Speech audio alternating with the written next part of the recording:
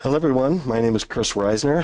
This is the webinar for Personalization, the ultimate tool for creating a competitive advantage um, from Bluebolt.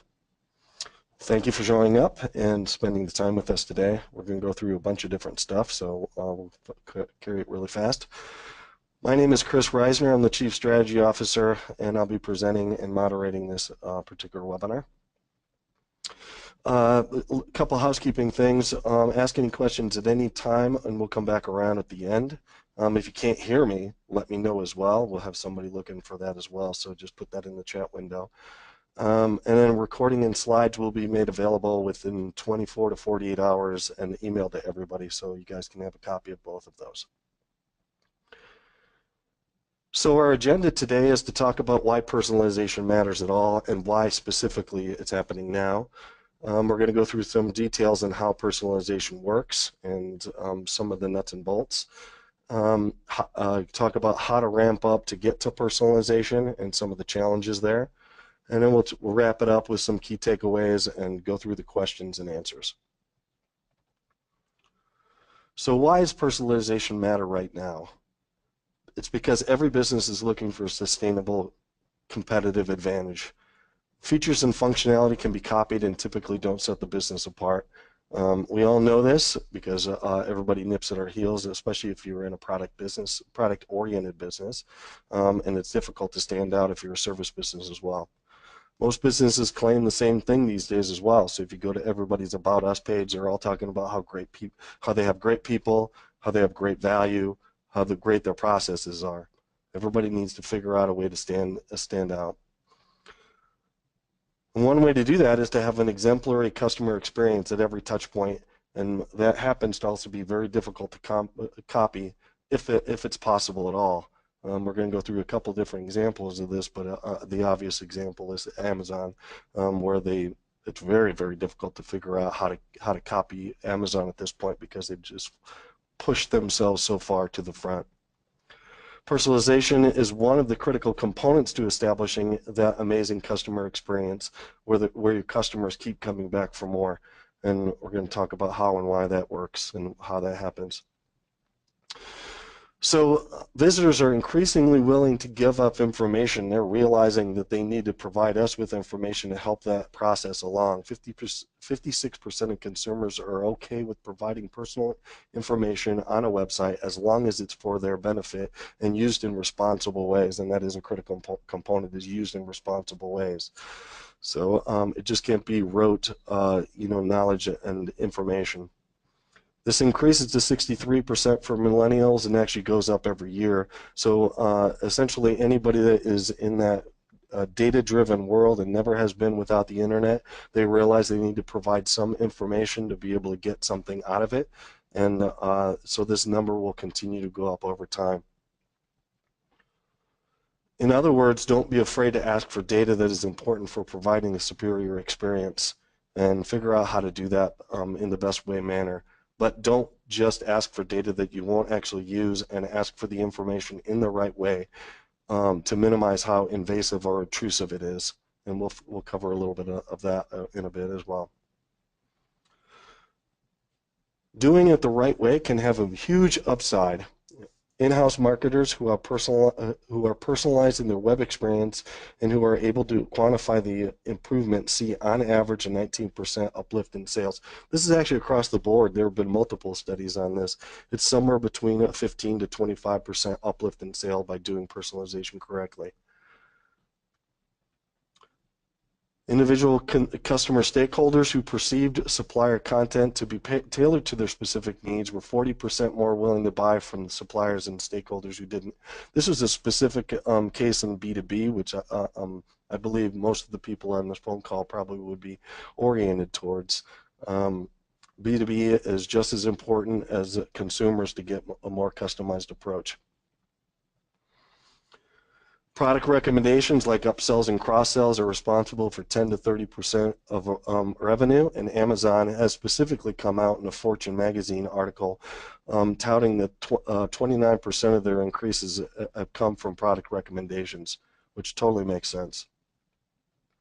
Personalized emails improve click-through rates by an average of 14% and conversion rates by 10%. We're seeing this time and time again, and making sure that everything happens in a timely fashion and make sure that everybody understands. Call to actions and personalized campaigns result in a 42% higher conversion rate than generic CTAs. HubSpot actually did this test 3 times, and over time it's actually improved every year. It started at 27, it went to 34, and now it's at 42% in the last time that they did it, which was last year in 2015. And I believe that they're probably doing it this year, and who knows if the number will go up again or not.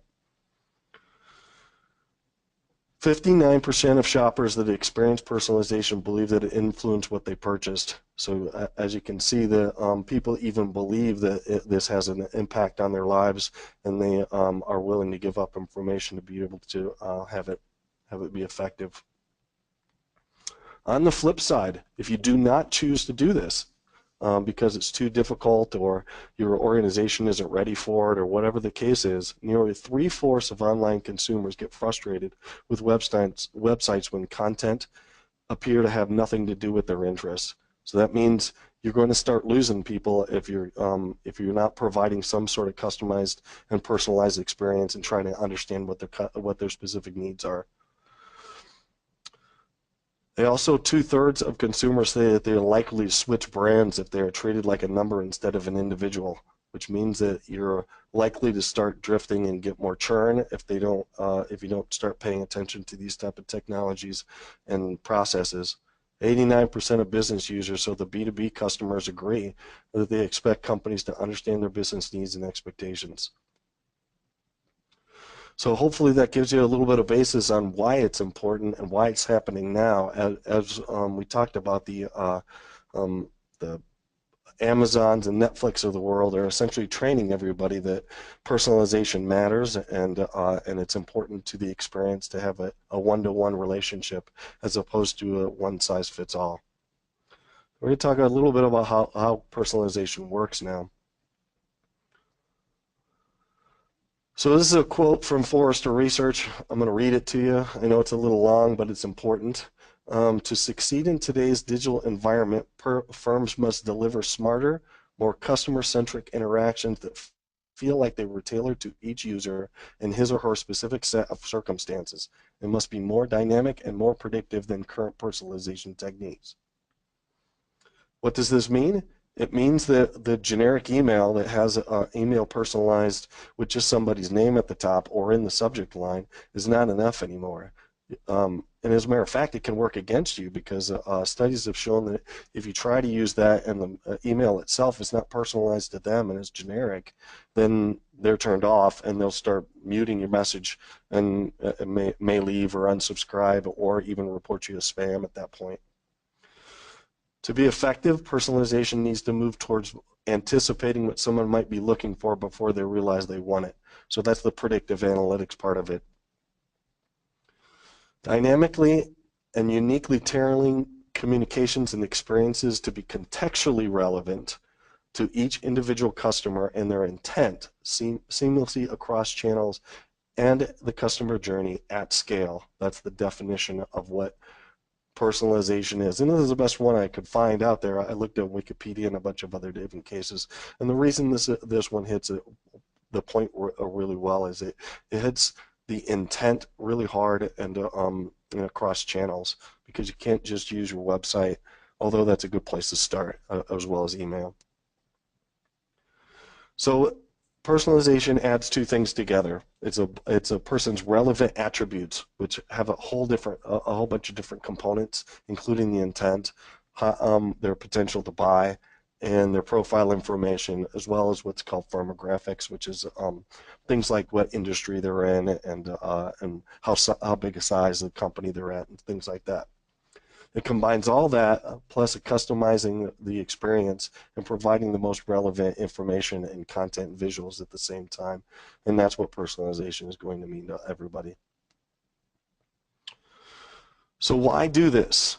The reasons are a whole bunch, but the main reasons are it creates a more meaningful interaction and creates a powerful relationship component with the customer or whoever's visiting any particular channel at that particular point in time by providing the right content at the right time and in the right context of when they're asking for it. And it educates and nurtures, from a marketer's perspective, it educates and nurtures the top of the funnel and moves them down from somebody that is just getting aware all the way down through the process of the buyer journey.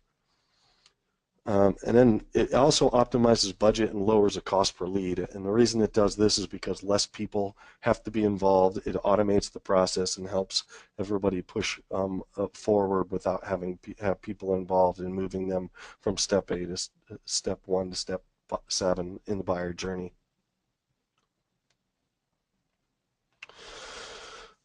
So before we can move forward, we really need to understand some of the data that goes into this, and I'm going to walk through a little bit of this. Explicit data is the data obtained directly from the user, usually from forums, but it could be in a conversation over getting from CRM, from a salesperson. So asking some information, putting it into the system that directly came from the user themselves. Implicit data would be data obtained from an action. So it would be like the pages they visited on a website, the IP address lookup for location, or what keyword they use when they put a Google search in. Augmented data would be something like a Zoom info or a good data or something like that, a social media post, something like that, where we're able to grab and know that person's email address or who they are in the past, and we have some source of data that is going to provide us with more information. We know what company they might work for at that point, what industry they're in, because of all of the background information that we're being able to do through integrations. So where does all that data come from? It comes from multiple amounts of areas. Some come from marketing automation, such as HubSpot and Marketo. There are a whole bunch more, Eloqua. CRM, the heavy hitters there are Salesforce and CRM, Microsoft CRM. It could come from external, so it'd come from Google or Bing, and from social, as I talked about, Twitter, LinkedIn are very good examples. Facebook, you can get some information from them if they hook their Facebook account, you can associate it with it. Or from some paid source like Zoom Info would be another good example, or I can't remember the name, what I was thinking of. Or from your website itself, from DNN, or Drupal, or Sitecore. You can get a lot of information from them from the forms that they fill out. Or an internal system such as SharePoint, an intranet, an extranet, or some custom information that you have in some database, or the mobile app of what you're using. So there's a lot of sources of where this data can come from, and you need to pull it all together to be able to make personalization work for the future. So a couple examples here of how it's in personalization in action, an email. So this came to me. It's a Ticketmaster one. It's specifically oriented towards my interests, and provides me with here's some events you might want to go to, some concerts. I'm a big concert guy. So it's providing me some options. These are also in Chicago. I happen to live in Denver. I look for both. But yeah, it's a very interesting type of thing. Twitter. So Twitter would give me suggestions not only for Blue Bolt themselves. So here's who you might want to follow, or you might be interested in these particular accounts, which notice they also have a different design, which is interesting, as opposed to my personal account, which is sort of designed differently and adds a different look and feel to it. I find that interesting, based on they must know that I'm a company compared to a individual. So the typical examples of Amazon.com, where I have some recommendations based on inspired by my wish list. These are some books that I might want to read, and I probably would be interested in almost all of these because Amazon's really good at knowing, as long as they're highly rated. Same thing with Netflix. So Netflix is actually providing me with a whole bunch of recommendations of movies, TV shows, and different documentaries in there that I might be interested in. So what we could also do is take something and change a portion of the home page of any particular website and come up with recommendations on that particular home page as well. And this might be an automatic landing page based on somebody's geographic or seasonality um, or maybe what keyword they used when they came to the website.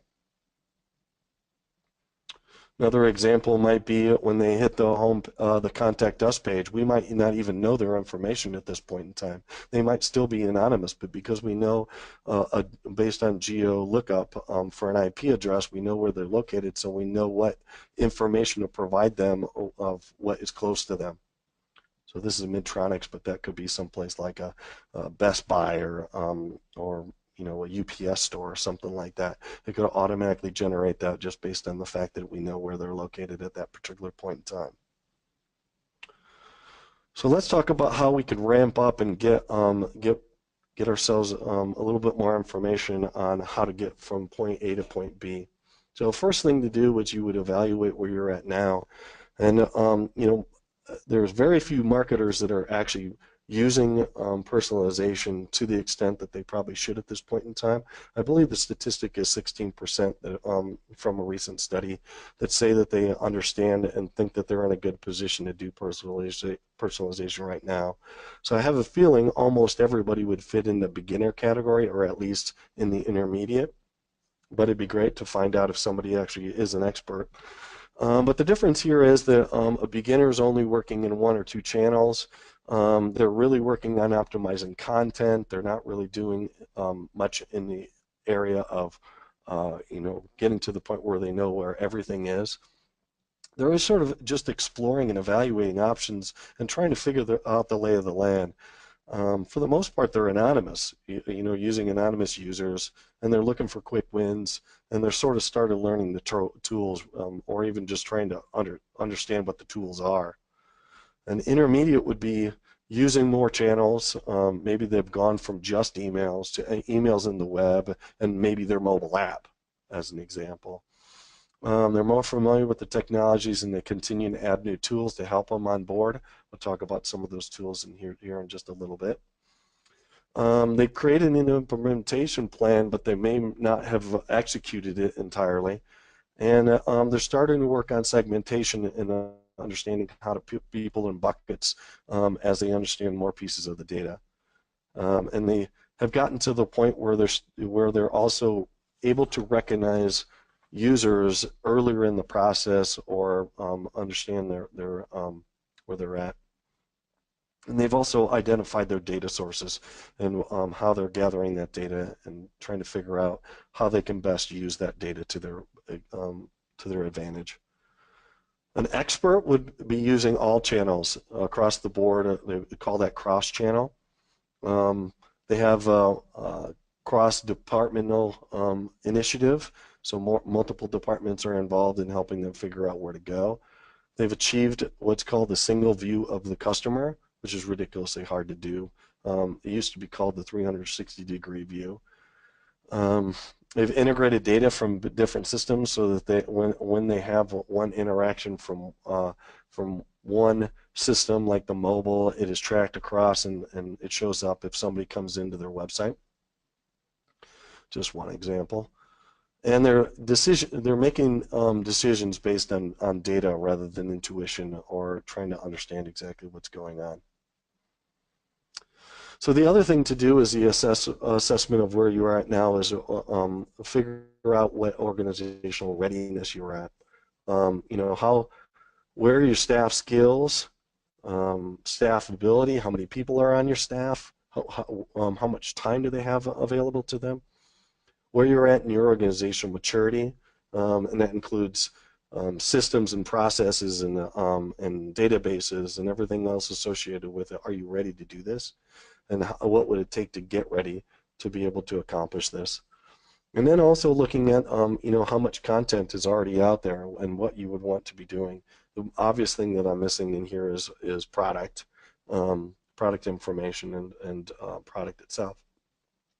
But that includes case studies, blog posts, ebooks, videos, calculators, anything that you could essentially provide to somebody that they said that there was some information that they wanted, or you did some predictive analytics and said this would be good to show them so that they might be more buyer ready.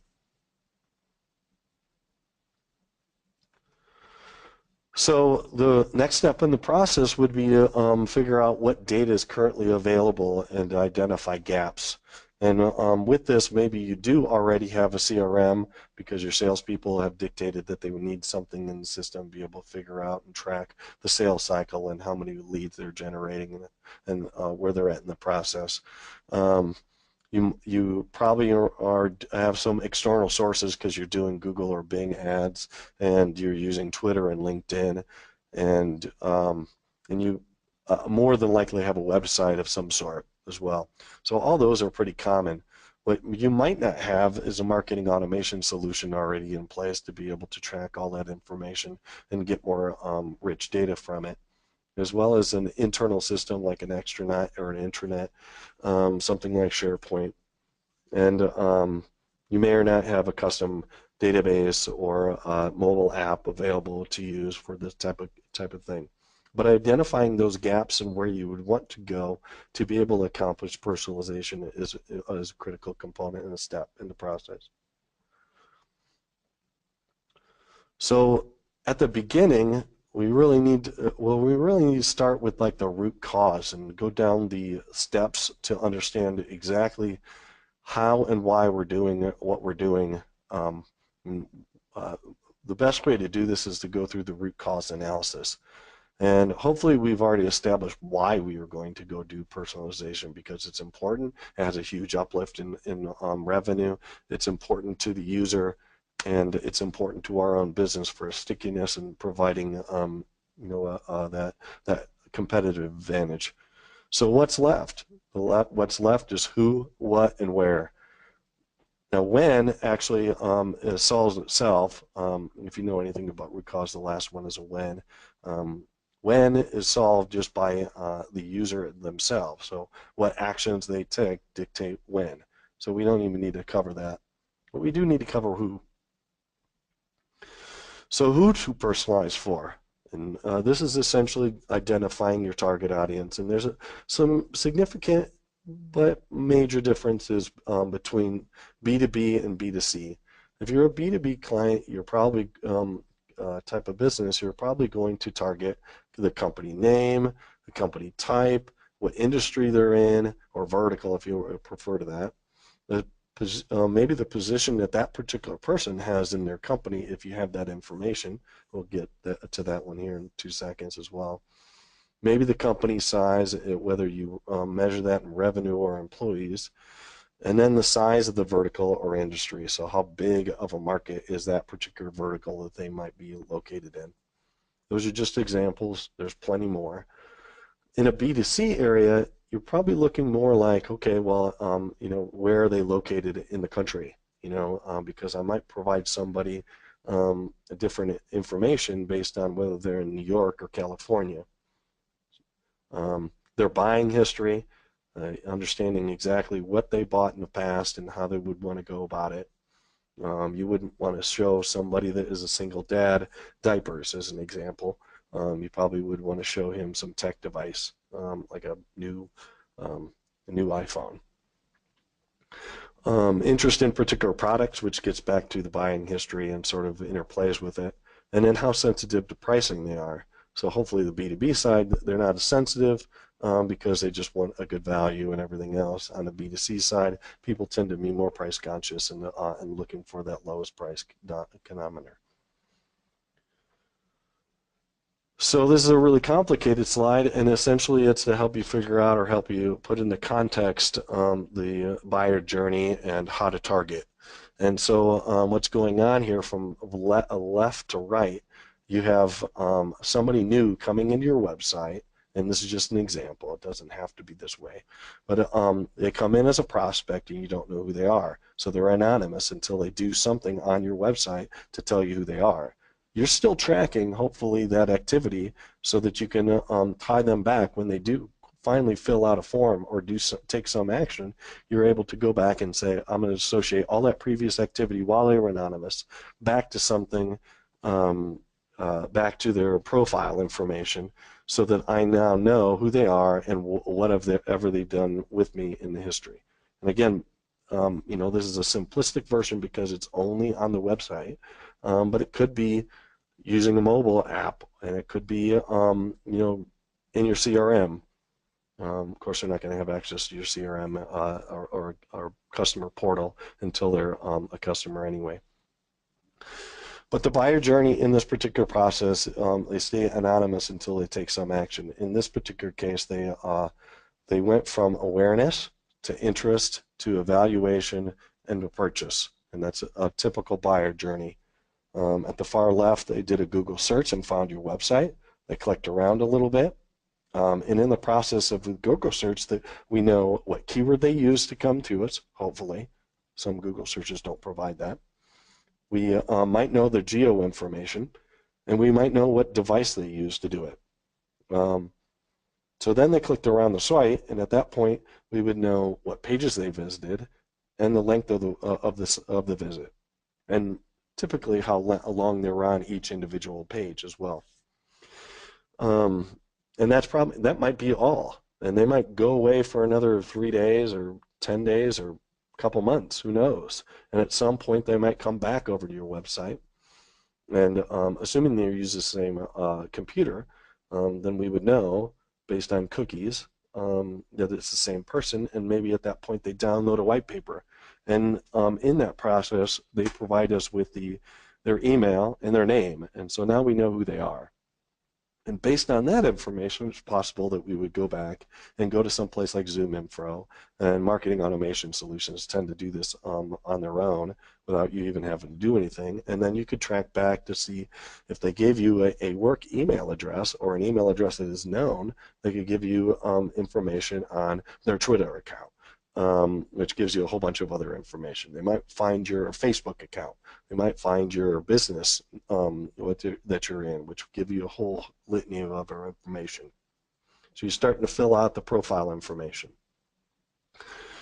And so somewhere down the road, you might send them an email, and at that point, they might register for a webinar. And in that form, you might only ask for another piece of information, which is industry. Tell us what industry you're in. But just by registering for their webinar, we know now that they're interested in a particular topic. And so this is an important point of where they might tip over to the point where you would call them a hot lead, because now you know enough information about them to be able to start the personalization. Or you might wait until they download a case study, because that might indicate to you, based on your lead scoring rules, that they're a hot lead, and because of that, you need to start personalization. You could start personalization way before this, by the way. This is just an example of how you might identify who your target audience is and how you'd want to go about doing it. So then they download a case study, and they get more involved and more understanding in trying to evaluate you and the potential solutions, as opposed to just trying to figure out, I have a problem and I need to figure out the options to fix it. They're to the point where they're evaluating different vendors and solutions. At that point, they might do ROI calculator, so they might go to some page that you have promoted to them, where they're going and filling out some information and some specific information, and hopefully you're capturing all that so that you can get more data. So if they put in all that stuff, then you can capture all that to figure out more information on their business specifically and their exact needs. And then hopefully you get to the point where they download a free trial. Now notice what on the right-hand side, after the right line, they are known, and we can do what's called progressive profiling. A lot of marketing automation solutions have this inherent in them. One of them is HubSpot, and Marketo does this as well. Eloqua has it as well. But essentially, it allows you to ask a series of questions in the order in which you want them, but not ask them all at the same time. So you're not asking for too much information, and it doesn't become too intrusive. So the example here would be, you pre-fill out when somebody comes to a new form with their name, first name, last name, and email, so they don't have to fill that information out. But the one piece of information they might need to fill out is industry. The next time they come to another form, they because they filled out industry, they're asking for something like role, which is what role are you in the organization? Are you an executive? Are you middle management or whatever? The next time, you might ask them what specific position. Are they a marketing manager? Are they a CEO? That type of thing. The last one, like on the free trial, the question might be more a little bit further down the road, so you can actually call them up and understand exactly what they're talking about. You can have engage a salesperson, and that is get their phone number. And again, this is just an example of how this process could go.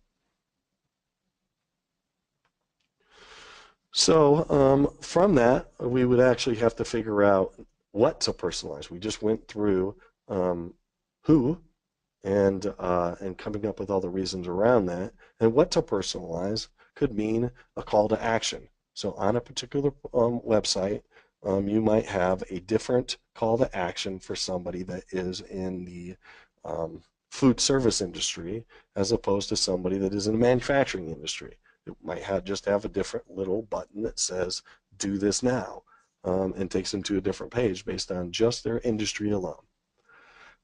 Change your overall user experience. It's possible if you knew that they were female or male, or if they were a particular ethnicity, you might want to change the colors and fonts based on some research you'd done that was more appealing to them.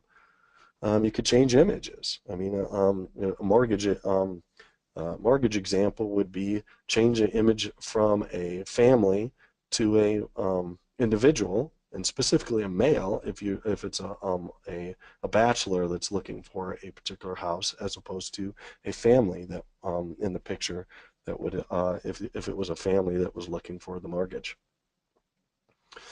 Product offers and recommendations are obvious, so all that information associated with whether you know that they're interested in stereo equipment as opposed to books on tape, as an example. Don't show somebody something that they're really not ever going to be interested in, particularly if you know enough information about them where you might even turn them off, because that's the downside of personalization. If you get it wrong and guess something that is incorrectly, then it looks like it was meant for somebody else, and it actually works against you. And then you can also personalize any piece of content. So what somebody might see as a case study, depending on if they came to your site based on some Google search, might be different for each person. So case studies, blog posts, ebooks, videos, calculators, anything that comes across as content that would push them from, that early stage of the buy process to becoming a customer. So where to personalize? And what I'm going to recommend is, if you haven't started or you're at the infancy, you should be only starting at the website and in emails. And it's because these are relatively easy areas to start. There are systems, there's integration points that are already built in to be able to make them happen, as opposed to you might need to do some custom work or some integration to make sure that some of these others are happening. But the overall goal is every channel that you go through needs to have this in here. One of them ones that is really obvious to me that I didn't have on here because we really don't deal with it, and that's something like an IVR phone system. Comcast is the obvious example of doing a really poor job of this, which is also why they tend to be one of the worst companies on the planet. And everybody knows it. Their customer service is horrible, and that is, why do I have to put in 3 times what my account ID is, and then when I finally get a hold of somebody, I have to tell them who I am and what my account ID. They clearly aren't even connecting the dots between their own one system, let alone between the internet and maybe the mobile app that they give me to be able to do the test themselves. So it's just one example of how to make sure that you need end-to-end long-term, and the plan needs to include every single individual channel. But again, the website and email are great starting points because there's already systems in place to be able to make those happen. And those systems for a website include the CMS itself. Marketing automation can do custom personalization for your website. CRM can influence, and you could do some custom work for a back-end database to be able to pull information into your website to be able to customize however you'd like. Email would typically be your marketing automation solution, although you could want to use one of these others. Marketing automation is a good area for email because it actually has a natural integration in a lot of cases with CMS and marketing and CRM. So it typically has tools to do that automatically. For the customer self-service portal, because usually you're going to use a CRM system to implement that in the first place, you're probably going to want to use CRM to do the customizations. But this is a good example of, if somebody logs in and tells you who they are, there's no reason if you have like ticket system that on the home page you shouldn't say here's the status of your recent tickets. I mean, that's a great personalization for a website, is to say here's some information on what the status of your customer request is, no matter what it is, just so they know you're caring about them and know where they're at. Again, that comes back to the customer experience in general and the UX to make sure it's handled in a way that is user friendly and eye appealing, but it's a great thing to do. On the intranet and extranet side, they're somewhat similar, just different audiences, and the CMS and the CRM and some custom work are great places to start with that as well. And on mobile, it really comes down to what system do you want to drive that mobile application, and where do you want the data to come from. It's usually very custom oriented, and there are back-end systems and APIs that usually handle them as well.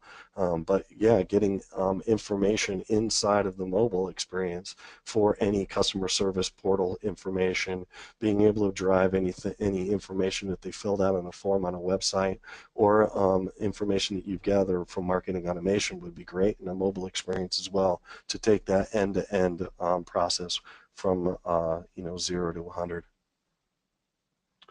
So the next step would be to develop a plan, and that includes doing an implementation, doing a lot of experimenting and A/B testing, trying to understand what's working and what's not working, trying to get feedback from focus groups and test studies, and measuring and measuring and measuring, and then figuring out how to optimize and go back up to the top.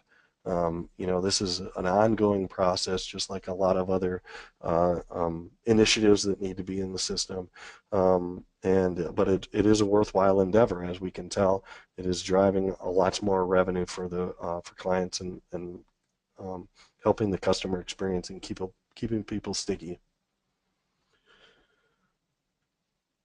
So, from a wrap-up perspective, key takeaways are personalization is necessary. Hopefully I've convinced you that at least you need to look into it and try to figure out where, how it fits into your business. And users are expecting personalization. It's not just that they want it, they're actually starting to expect it, and will give up personal information to get it. So we should not be scared about doing it, and as long as we're going to handle it correctly. Personalization has huge benefits, as we've discussed as well, with improved revenue and higher engagement for a website, and can keep people on and clicking around and keep them doing more things and interacting with our brand. Again, if it's done correctly. Obviously, implementation can be very complex, though. There are a lot of components to it, and I only ran through a small subset of those because we have a limited amount of time, and this is a sort of a high-level overview as opposed to a deep dive inside of one of these particular areas. But you need careful planning and execution to be able to get the desired outcomes. Okay, so what I'd like to know right now is if there's any questions. We're going to go to that screen, so hold on.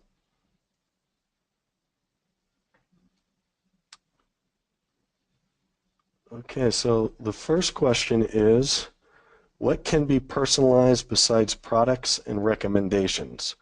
Well, I did cover this in a previous slide. I'm going to actually go back to it because it's important to understand this better. What to personalize. So we can personalize, well, first of all, we can personalize almost anything we have data on.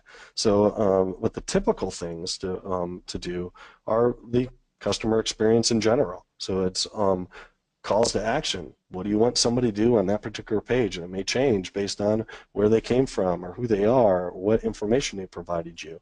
So calls to action and a button that says, do this now. And that button itself may change based on who, what information you know about that particular user. Overall user experience, again, back to fonts and colors. I mean, you could change just about anything on a website that might be more appealing based on research of and knowing your customer and your buyer journey better. Images are a good example. I mean, there's lots of examples of people changing an image just based on location, as an example. Show something, show a picture of Boston instead of the picture of Denver, because those are two different areas, and it's going to appeal to them. It's going to make them feel more at home and make them feel like the experience is specific to them as opposed to a generic. You just mentioned part of your question includes product offers and recommendations, and those are obvious areas. And then just content in general, which is case studies, blog posts, ebooks. So if they've expressed interest in a particular, in this case, a webinar, I'm going to probably provide them case studies on personalization if they came to our website again, if I knew that they were interested in that particular topic. I might provide them with some videos and some ebooks on personalization to get them more engaged and more into that. So that type of thing is out there as well. All right, next question. Okay, so the next question is, how important is real time when talking about personalization? Well, this is a difficult question to answer because the answer is it depends, unfortunately. But as real time as possible is the answer because everybody is expecting real time results. That's exactly, especially B2B customers. It's surprising. The research shows that that real time is expected these days. They're going to go looking for somebody else if you can't answer the question either right then. And again, in this particular case, you might say, I don't know, I'm gonna have to go follow up and find the answer for you. And you should never fluff your way through the answer either. But the reality is that you need to be as timely as possible and in real time. Again, sometimes that's not possible, particularly for a very technical question or situation. But yeah, I mean, if you find something, find some information about somebody, the next slide is an example, the next page that they go to, or the next interaction that they take should be more customized to what they just gave you. Um, uh, what data is available about what data is available about my site visitors? Well, that really depends as well. If they're anonymous, then you don't know much. In a lot of cases, you don't even know what they search for if they came to you from Google because Google is hiding that information. It used to not be that way in the past, but a significant portion of searches are now done in a way that precludes you from knowing what they searched for when they got to your website. They call not defined. And if anybody's ever looked at their Google Analytics information, they can see this, and it's relatively annoying. But then there's a bunch of different reasons for that, so you wouldn't even know that. But typically you would know where they were at least in the US. Hopefully their IP address would tell you down to a zip code. And based on that information, it's even possible that a lot of marketing automation solutions tell you what company just because they have a database that they go look up with a reverse IP. So that information may be known. You knew what page they went to, So you would know what information, what pages they visited. So those are some basic information of what you might know about the site visitors before they filled out any information. After they filled out some information, as you can imagine, anything you ask is the critical components of what information might be available. So that could be, their email address, their name. That would lead maybe to their Twitter and Facebook and LinkedIn accounts, which would lead to their their company, industry, size of the company. So there's a waterfall effect to getting more and more information and filling out those particular data points and using that information to your advantage to be able to personalize the experience. So last question that I share right now is, how can I see the business impact of personalization? Well, the business impact is going to be felt in your normal metrics, and that is, engagement metrics like time on site and bounce rates, things like that. It could also be seen in conversion metrics from not only just filling out a form itself, but also buying. So abandon rates of carts. Um, so essentially just about any marketing metric you have in place to be able to measure in the first place. And if you're not measuring that already, then you probably should be measuring it for how people are using your website and how your people are using your mobile apps so that you can get all that information. And then it's all the same information of how personalization is affecting that. So hopefully that answers your question. Anybody else have any questions? We've got about 10 minutes left. Okay, it looks like we can end early. That was all the questions we had. So I appreciate everybody's time, and thank you so much. You can follow up with me directly. You're going to get this information over email in the next 24 to 48 hours when we can process the video. But my name is Chris Reisner at Blue Bolt. I'm the Chief Strategy Officer, and there's my email address. Again, we'll send out an email in the next 24 to 48 hours with links to the webinar replay as well as the presentation itself. And we thank you for your time. So we appreciate everything, and hopefully we'll have a chance to interact again.